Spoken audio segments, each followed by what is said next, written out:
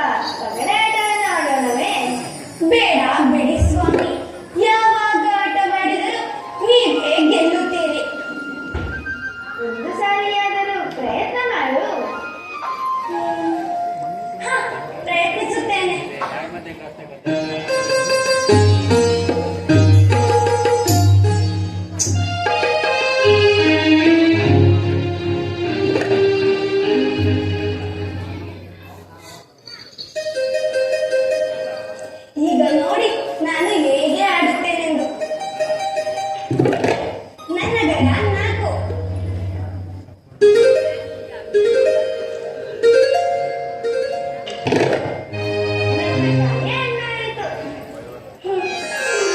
ನನ್ನ ಸೌಂದರ್ಯಕ್ಕೆ ಸೋತಿ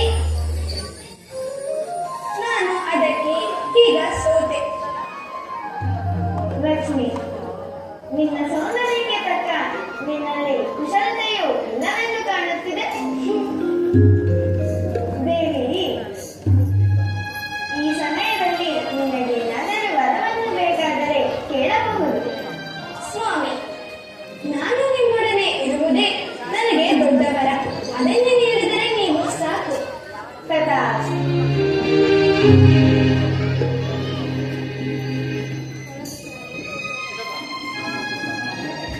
ಸ್ವಾಮಿ, ನನ್ನೊಡನೆ ನಲಿತು ಸಂತೋಷವಾಗಿದ್ದರು ನಿಮ್ಮ ಈ ಮಗವನ್ನು ನೋಡಿದರೆ ಏನು ಯೋಚಿಸುತ್ತಿರುವಂತಿದೆಯಲ್ಲ. ದೇವಿ, ಸಂತೋಷದ ಸಲುವಾಗಿ ಯೋಚಿಸುತ್ತಿಲ್ಲ, ನಿನ್ನ ಭಕ್ತಿಗಾಗಿ ಯೋಚಿಸುತ್ತಿಲ್ಲ. ಆದರೆ ಇಂದಿನ ದಿವಸ ಅವರ ಭೂಮಿಯಲ್ಲಿ ವಿಶ್ವ ಕಲ್ಯಾಣದ ಕುರಿತು ಯೋಚಿಸುತ್ತಿದ್ದೆ. ದೇವ, ಲೋಕ ಪೂಜ್ಯರಾದ ನೀವೇ ಧರ್ಮವನ್ನು ಸ್ಥಾಪಿಸಬೇಕೆಂದು ಹೊರಟಿರುವಾಗ ಅದನ್ನು ತಡೆಗಟ್ಟಲು ಯಾರಿಂದ ಸಾಧ್ಯ? ಸಾಧ್ಯ ಉಂಟು ರಾಮ? ಯಾರಿಂದ ಸಾಧ್ಯ ಉಂಟು ಜನಾರ್ದನ? ರಾಕ್ಷಸರಿಂದ ದೇವತೆಗಳಿಗೆ ತೊಂದರೆ ಇಲ್ಲವಷ್ಟೇ. ಶೂರಪನ್ನನು ಪರಮೇಶ್ವರನನ್ನು ತಪಸ್ಸಿನಲ್ಲಿ ಮೆಚ್ಚಿಸಿ ವಾಯುಮಂಡಲದಲ್ಲಿ ಮಹೇಂದ್ರಗಿರಿ ಎಂಬ ನಗರವನ್ನೇ ಸೃಷ್ಟಿಸಿ ತಾನೇ ಶಿವನೆಂದು ಮೆರೆಯುತ್ತಿರುವನು. ಅವನ ಹಿಂಸೆಯನ್ನು ತಾಳಲಾರದೆ ದೇವತೆಗಳು ತಲ್ಲಣಿಸುತ್ತಿರುವರು. ಆ ಶಿವಪನ್ನ ಹುಟ್ಟಿರುವುದು ನಿಮಗಿಲ್ಲ ತಾನೆ? ದೇವಿ, ಕುಡಲಿಯನ್ನು ಹಿಡಿದವನು ಕಾಡಿನಲ್ಲಿ ಕೊಬ್ಬಿದ ಮರವನ್ನೇ ಹುಡುಕುವಂತೆ ಆ ಶೂರಪನ್ನನು ನನ್ನಲ್ಲಿ ಕ್ರೋಧವನ್ನು ಬಯಸುತ್ತಿರುವನಂತೆ. ಅದಕ್ಕೆ ನೀವು ವೈಕುಂಠವನ್ನು ಬಿಡದೆ ಮಲಗಿರುವಿರಿ. ಕೇಳು, ನೀನಾದರೂ ಚಂಚಲೆ, ನಿನ್ನ ಮಗನು ಮನೆ ಬಂದಂತೆ ವರ್ತಿಸುವ ಮನ್ಮಥನು, ಕೆಡುಕನು. ಹಾಸಿಗೆಯಾದರೂ ಆದಿಶೇಷನ ಜೊತೆ, ಇನ್ನು ವಾಹನನಾದರೂ ಗರುಡನು. ಆದಿಶೇಷನು ಗರುಡನು ನಿತ್ಯ ವೈರಿ, ವಾಸ ಮಾಡುವುದು ನೀರಿನ ಮೇಲೆ. ಅದರ ಜೊತೆಗೆ ಆ ಶೂರಪನ್ನನ ಹಿಂಸೆಯು ಬೇರೆ. ಅದರ ಮೇಲಾಗಿ ನಿನ್ನ ವ್ಯಂಗ್ಯದಂತ ಹಾಸ್ಯವು ನನಗೆ ಸಂಕಟ ಉಂಟು ಮಾಡಿದೆ. ಆದ್ದರಿಂದ ನಾನು ಹೋದರೆ ಇಲ್ಲೇ ಇರುವೆನು. ಹಾಸ್ಯವೆಂದು ಮನಗೆಡಬಾರದು ದೇವ. ನಾನು ನ್ಯಾಯವಾದ ಸಂಗತಿಯಲ್ಲಿ ಹೇಳಿದ್ರೆ ಹೌದು, ನ್ಯಾಯಕ್ಕೆ ಕೋಪವಿಲ್ಲ. ಕಮಲ, ನೆನೆದ ಮಾತ್ರದಲ್ಲಿ ಸಾವಿರಾರು ಬ್ರಹ್ಮಾಂಡಗಳೇ ಕಲ್ಪಿಸಿ ಅವುಗಳ ಸೂತ್ರಧಾರಿಯಾಗಿರುವೆ ನಾನು. ಆದರೆ ಆ ಶೂರಪನ್ನನ ಅದರ್ಯವನ್ನು ಸಹಿಸಬೇಕಾಗಿರುವುದು. ಹಾಗಾದರೆ ದೇವತೆಗಳ ತಾಪವನ್ನು ಕೇಳುವರಾರು ದೇವ? ಕೇಳುವವರಿಲ್ಲ ದೇವಿ, ಕೇಳುವವರಿಲ್ಲ. ದೇವತೆಗಳು ದೇವಭೂಮಿಯಲ್ಲಿ ಸುರಭೂಮಿ ಯಜ್ಞಭೂಮಿಯಂತೆ ದಗದಗನೆ ಉರಿಯುತ್ತಿರುವುದು.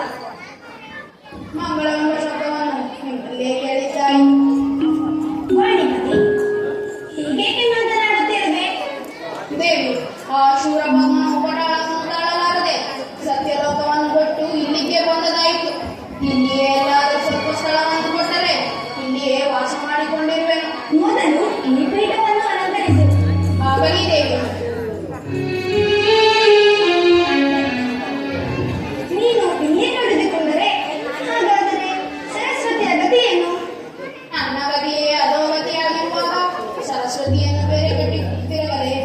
ಭಯಬೇಡ ಬ್ರಹ್ಮದೇವ. ಹಾಗಾದರೆ ಇಂದ್ರಾದಿಗಳ ವಿಷಯವೇನು?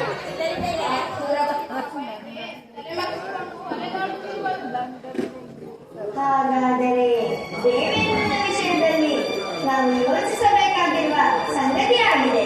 ಮಾಧವ, ಅದು ದೇವೇಂದ್ರ ಇತ್ತಲೇ ಬರುತ್ತಿರುವಂತ.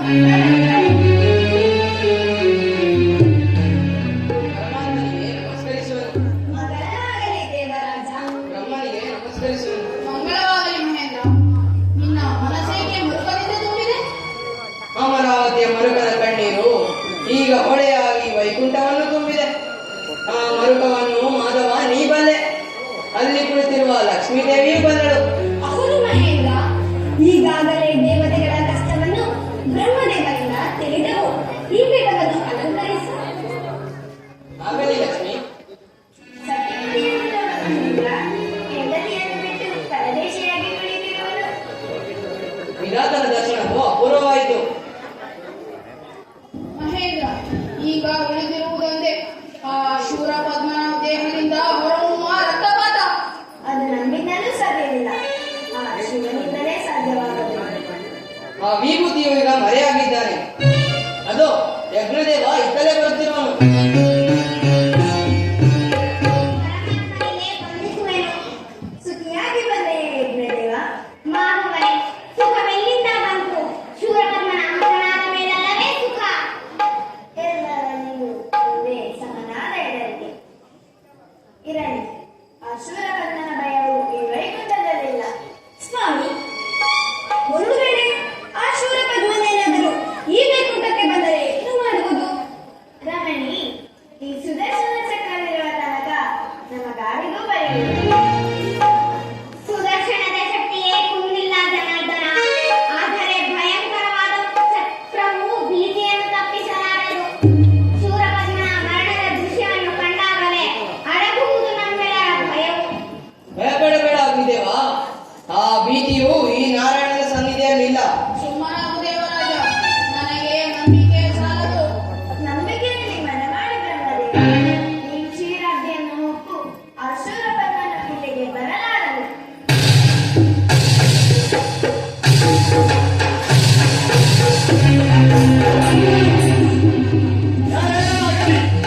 ಈ ಸಭೆಯಿಂದ ಹೊರಟರೆ ಅವರ ರಕ್ತಮಾಂಸಗಳನ್ನು ಅವಿರ್ಪಾಡು ಮಾಡುವುದು.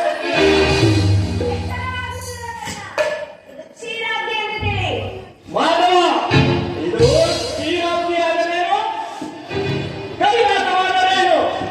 ಅಸುರೇಂದ್ರ, ಈ ಚಕ್ರದಾಜ್ಞೆಯು ಮಧುಕೈಟವನ್ನು ಸಂಹರಿಸಲು ಎಚ್ಚರಿಕೆ.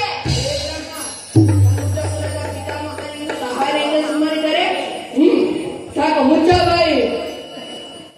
ರಾಕ್ಷಸ, ಈ ಸುರೇಂದ್ರನ ಮುಂಭಾಗದಲ್ಲಿ ದಿಟ್ಟವಾಗಿ ನಿಂತಿರುವ ನಿನ್ನನ್ನು ಈ ವಜ್ರಾಯುಧಕ್ಕೆ ಬಲಿ ಕೊಡುವೆನು. ಅಧಿಪತ್ತ ದಿವಸಗಳು ಬದಲಾಯಿತು ಮಹೇಂದ್ರ. ನಿನ್ನೊಡನೆ ಮಾತೇನು? ಏ ಮಾಧವ, ಇಂದ್ರಾದಿ ದೇವತೆಗಳಿಂದ ಪರಿವೇಷಿತರಾದ ನಿನ್ನ ರಕ್ತವನ್ನು ಈ ಕ್ಷೀರಾಬ್ದಿಯಲ್ಲಿ ಚೆಲ್ಲುವೆನು. ಶಾಂತನಾಗು ಶೂರಪದ್ಮ, ಶಾಂತನಾಗು ಕ್ಷಿಪ್ರಾದ ಸಿಂಹಕರೇ. ಭ್ರಮಿಸು ತಾರಕ ಶೂರಪದ್ಮರೇ. ದೇವತೆಗಳಲ್ಲಿ ಭೇದವನ್ನು ಬೆಳೆಸಿದ ದ್ರೋಹಿ, ಅಸುಳೆಯಂತೆ ಹರವನ್ನಲ್ಲಿ ವರವನ್ನು ಬೇಡಿ ಅಂಬಲಿಸುತ್ತಿರುವ ಸುರವೇ, ಸಾಕು.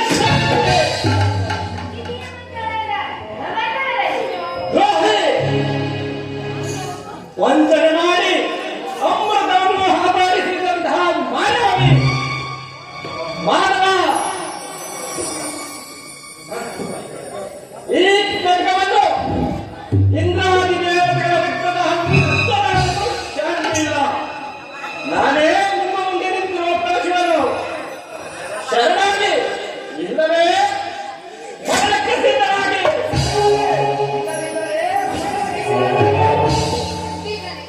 ಪರಮೇಶ್ವರನ ವಾಕ್ಯದಿಂದ ಈ ಶಕ್ತಿ ಮಗಾಯಿತು.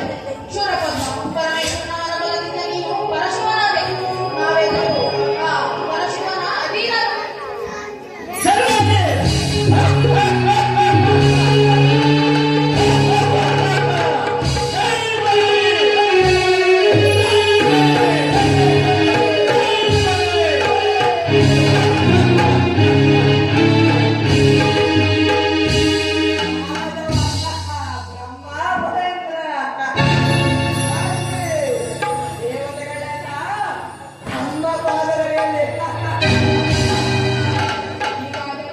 ದೇವತೆಗಳೇ, ಅಸುರರೊಂದಿಗೆ ಹುಡುಗಾಟವಲ್ಲ ಎಂದು ಛಾಯೆ ಬೇರವೇ.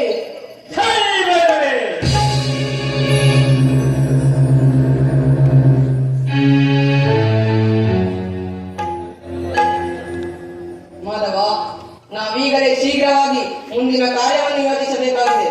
ಹೌದು ಬ್ರಹ್ಮ, ನಿನ್ನ ಪುತ್ರನಾದ ನಾರದನ ಬಳಿ ಈ ವಿಷಯಕ್ಕೇನಾದರೂ ಒಂದು ಉಪಾಯ ಮಾಡಲೇಬೇಕು. ನಡೆಯಿರಿ. ಏನಾದರೂ ಉಪಾಯ ಹುಡುಕಲೇಬೇಕು. ನಡೆಯಿರಿ.